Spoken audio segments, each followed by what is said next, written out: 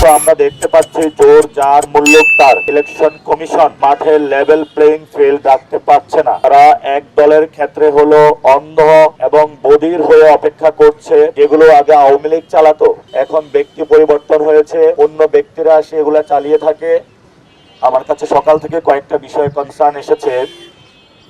যে টেলিকমিউনিকেশন যে কর্মচারী সমিতি রয়েছে, ট্রেড ইউনিয়ন রেজিস্টার্ড করা, তাদেরকে জোরপূর্বক হলো মিছিলে নিয়ে যাওয়া হচ্ছে এবং সরকারি কর্মকর্তা কর্মচারীদের জোরপূর্বক কোনো মিছিলে নিয়ে যাওয়া, তাদের দিয়ে প্রোগ্রাম করানো, এটা নির্বাচনে যে আইন রয়েছে সেটার হলো বিধি বহির্ভূত।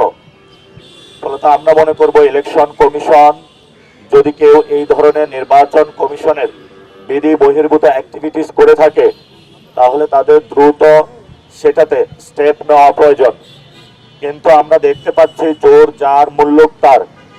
সেই ক্ষেত্রে ইলেকশন কমিশন মাঠে লেভেল প্লেইং ফিল্ড রাখতে পারছে না।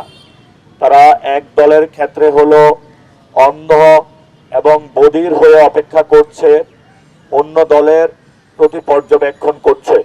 এজন্য আমরা ইলেকশন কমিশনের যারা রিটার্নিং কর্মকর্তা রয়েছেন, অফিসার রয়েছেন, সংশ্লিষ্ট যারা রয়েছেন, আপনাদেরকে আহ্বান জানাবো যে আপনারা যারা মাঠে নির্বাচনী বিধান ভঙ্গ করছে, আপনারা সেই ক্ষেত্রে সতর্ক দৃষ্টি রাখবেন। দ্বিতীয়ত, ঢাকা মেডিকেল কলেজের এখানে যারা কর্মকর্তা কর্মচারী অনেকে আমাদের সাথে যোগাযোগ করেছে, তাদেরকে জোর করে মিটিং মিছিলে নিয়ে যাওয়া হচ্ছে।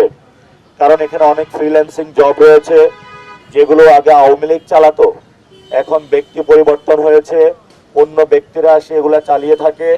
ফলত আমরা যদি সুষ্ঠু একটি প্রাতিষ্ঠানিক ব্যবস্থার মধ্য দিয়ে না যেতে পারি, তাহলে বাংলাদেশে এই ধরনের পরিস্থিতিগুলো বিরাজ করবে। আপনারা জানেন আজকে আমরা যেখানে উপস্থিত হয়েছে, এটা ঢাকা মেডিকেল কলেজের ইমার্জেন্সি গেটের সম্মুখ গেট। এই গণ অভ্যুত্থানের সময় আমাদের অসংখ্য ভাইকে আহত করা হয়েছিল, শহীদ করা হয়েছিল। ঢাকা মেডিকেল কলেজের নার্স ডক্টর যারা রয়েছেন, তারা নিজেদের বুক পেতে আমার ভাইদেরকে রক্ষা করেছিলেন।